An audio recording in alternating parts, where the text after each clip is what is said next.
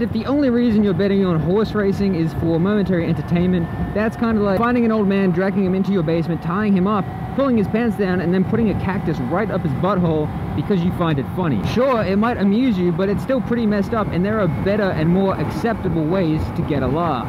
Good morning, gentlemen and gentlewomen and dolphins. If you somehow developed some kind of technology that allows you to be super intelligent and communicate with human beings. What I'm saying is, regardless of what sex, gender, or species you are, welcome to the video. And today we actually have an interesting topic to talk about that's very close to my heart. So I live in Australia, and in a couple of days there's a big event coming up called the Melbourne Cup. And that is essentially a really big horse racing event where everyone gets a day off work. It's like a big public holiday where we just celebrate horse racing, and people go and gamble on horses. Now, for a lot of people this is just a nice lovely time out and a nice relaxing day to go and gamble your money away.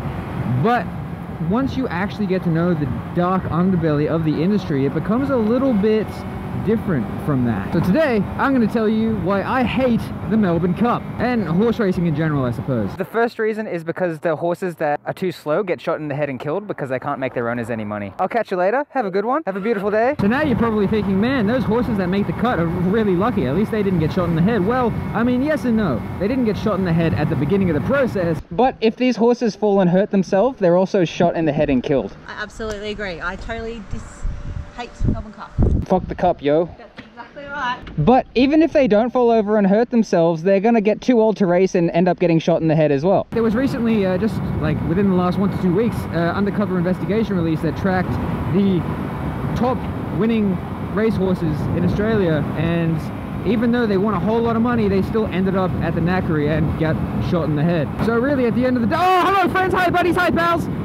So really at the end of the day, no horse is safe. So if you go and place a bet on horse racing, you're essentially funding an industry that unnecessarily murders innocent animals just so that you can dress up in a suit, get a bit messy, and lose a lot of money. Hello, I love bananas. Okay, bye. And if you're someone who really enjoys betting on horse racing and now you're watching my channel thinking, why the heck did I subscribe to this dude?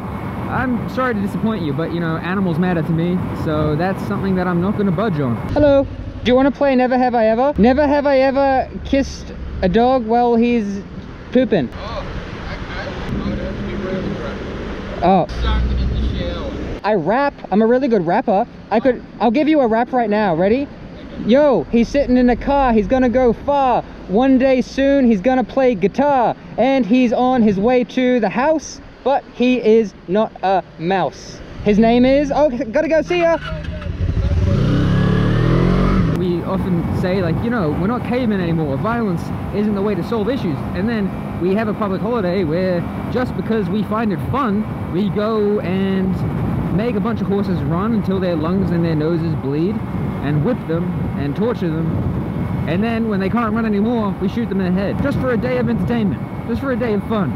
So if that's not Neanderthal-like behavior, I don't know what is. And if the only reason you're betting on horse racing is for momentary entertainment, that's kind of like finding an old man, dragging him into your basement, tying him up, pulling his pants down, and then putting a cactus right up his butthole because you find it funny. Sure, it might amuse you, but it's still pretty messed up, and there are better and more acceptable ways to get a laugh. So I suppose at the end of the day, my message is that despite how well the marketing is done for horse racing, and specifically the Melbourne Cup, in order to glamorize it, it is still a cruel industry that is inherently based on animal abuse and the murder of a ridiculous amount of horses. So if there's one thing I want you to take away from this video today, it's f the cup.